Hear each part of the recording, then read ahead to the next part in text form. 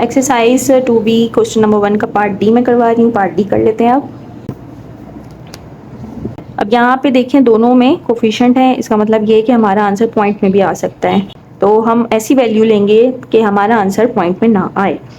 तो अगर हम यहाँ पे x की वैल्यू 0 लेते हैं तो 3 0 0 हो जाएगा, और 4 में से जब 0 माइनस करेंगे तो वो आ जाएगा 4, और 4 जो है वो 2 के टेबल में आता है। तो हम यहाँ पे पहले ले लेते हैं x की वैल्यू 0 ले लेते हैं, ठीक है। x हमारे पास 0 है, तो यहाँ पे कर लेते हैं 3 0 plus 2y is equal to 4, 3 0 0 plus 2y is equal to 4, तो 2y is equal to 4 minus 0 तो 4 ही आएगा। डिवाइड करवाएंगे 2 से, 2 1 ज़ा 2, 2 1 ज़ा 2, 2 2 ज़ा 4, तो y इज इक्वल टू 2, ठीक है। जब हमने x की वैल्यू 0 ली है तो y की वैल्यू 2 आई है। अब हम सेकंड पॉइंट ले लेते हैं। अगर हम यहाँ पे 1 लेते हैं तो 3 1 ज़ा 3 हो जाएगा, 4 में से 3 माइनस करेंगे तो 1 आ जाएगा, और 1 2 के टेबल में नहीं आता है तो हम 1 नहीं लेंगे। अब 2 देख लेते हैं। अगर x की वैल्यू 2 है तो 3 2 ज़ा 6 हो जाएगा 6, और 6 में से 4 माइनस करेंगे तो 2 बच जाएगा, और 2 जो है वो 2 के टेबल में आता है। तो यहाँ पे ले लेते हैं when x is equal to 2, तो 3 यहाँ पे आ जाएगा 2 plus 2y is equal to 4, 3 2 ज़ा 6 plus 2y is equal to 4, तो यहाँ पे 2y is equal to 4 minus 6, 2y is equal to 2, divide करवाएंगे 2 से, इसको भी 2 से। अच्छा, यहाँ पे माइनस का साइन आएगा क्योंकि यहाँ पे 6 ग्रेटर वैल्यू है।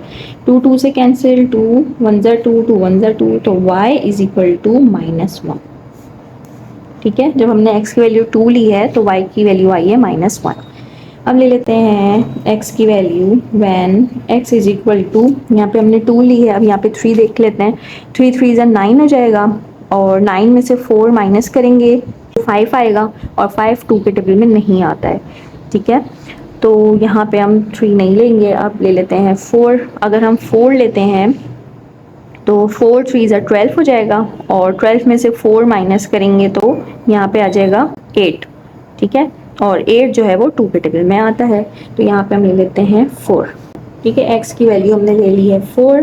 हम देख लेते हैं y की वैल्यू क्या आती है, तो 3 यहाँ पे 4 plus 2y is equal to 4, 4 3 ज़ा 12 plus 2y is equal to 4, 2y is equal to 4 minus 12, then 2y is equal to, यहाँ पे जब हम माइनस करवाएंगे ये हो जाएगा 8 विथ माइनस साइन, यहाँ पे 2 से डिवाइड करवाएंगे, यहाँ पे भी 2 से, 2 2 से कैंसिल, 2 1 ज़ा 2, 2 4 ज़ा 8, तो y इज इक्वल टू -4, ठीक है। y की वैल्यू आ गई है -4। यहाँ पे हम इक्वेशन 2 को सॉल्व करते हैं। सबसे पहले हम x की वैल्यू लेते हैं when x is equal to, यहाँ पे देखें इसमें एक में कोफिशिएंट है एक में नहीं है, तो बहुत पॉसिबिलिटी कम है कि हमारे पास पॉइंट में आंसर आए, ठीक है। तो हम यहाँ पे 0 ले लेते हैं, तो 5 x की value 0 plus y is equal to 2, यहाँ पे हो जाएगा 0 plus y is equal to 2, तो y इज इक्वल टू यहाँ पे आ जाएगा 2, ठीक है। जब हमने x की वैल्यू 0 ली है तो y की वैल्यू 2 है।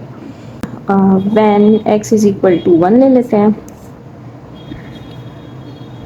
5 यहाँ पे 1 plus y is equal to 2, 5 1 ज़ा 5 plus y is equal to 2, y is equal to 2 minus 5, y is equal to -3, ठीक है। ये आ गया -3। Then x is equal to 2, x की वैल्यू 2 ले रहे हैं। अच्छा, यहाँ पे मैं क्यों जल्दी जल्दी ले रही हूँ, क्योंकि यहाँ पे देखें इसमें कोफिशिएंट है इसमें कोफिशिएंट नहीं है। अगर एक वेरिएबल के साथ कोफिशिएंट नहीं हो तो हम वैल्यूज़ ले सकते हैं आराम से। अगर दोनों में कोफिशिएंट होते हैं हमें कैलकुलेशन देख के करनी पड़ती है, हमें पॉइंट में आंसर नहीं चाहिए होता है, तो हमें ऐसी वैल्यू लेनी होती है जिसमें पॉइंट में आंसर ना निकले। तो when x is equal to 2, तो 5 x की value 2 plus y is equal to 2, 5 2 ज़ा 10 plus y is equal to 2, तो y is equal to 2 minus 10, y is equal to 8, यहाँ पे माइनस लगेगा क्योंकि 10 हमारे पास ग्रेटर वैल्यू है, तो y इज इक्वल टू -8। ठीक है, तो यहाँ पे भी हमने 3 पॉइंट्स ले लिए हैं। अब हम इसका टेबल बना लेते हैं। तो यहाँ पे ही मैं बना रही हूँ इनके टेबल। ठीक है, तो सबसे पहले हमारे पास इक्वेशन है 3x plus 2y is equal to 4।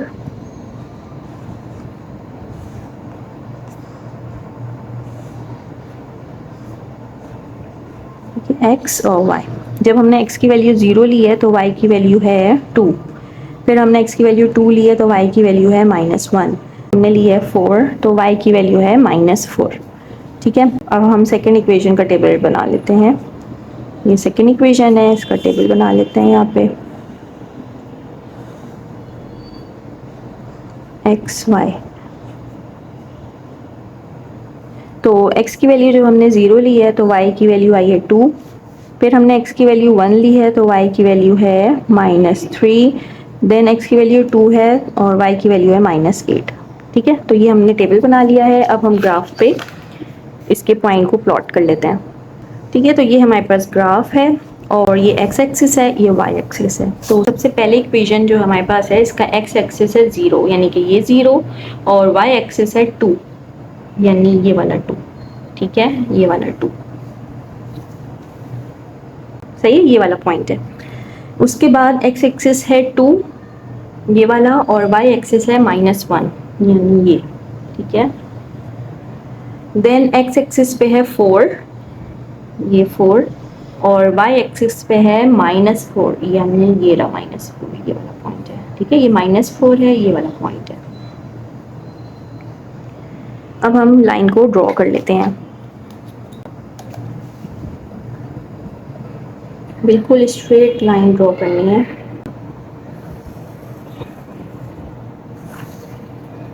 ठीक है, एक लाइन हमारे पास ये आ गई है और ये इक्वेशन है हमारे पास, यहाँ पे लिख लेते हैं 3x plus 2y is equal to 4।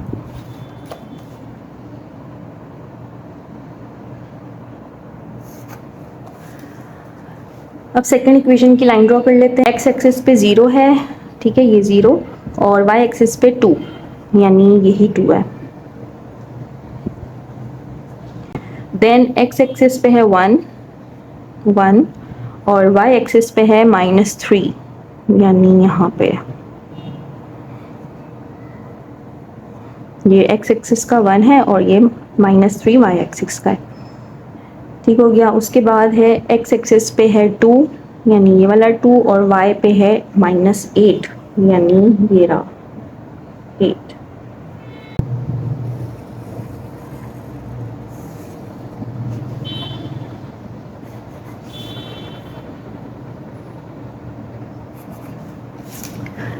ठीक है, ये हमारे पास स्ट्रेट लाइन है और इक्वेशन यहाँ पे लिख लेते हैं 5x plus y is equal to 2।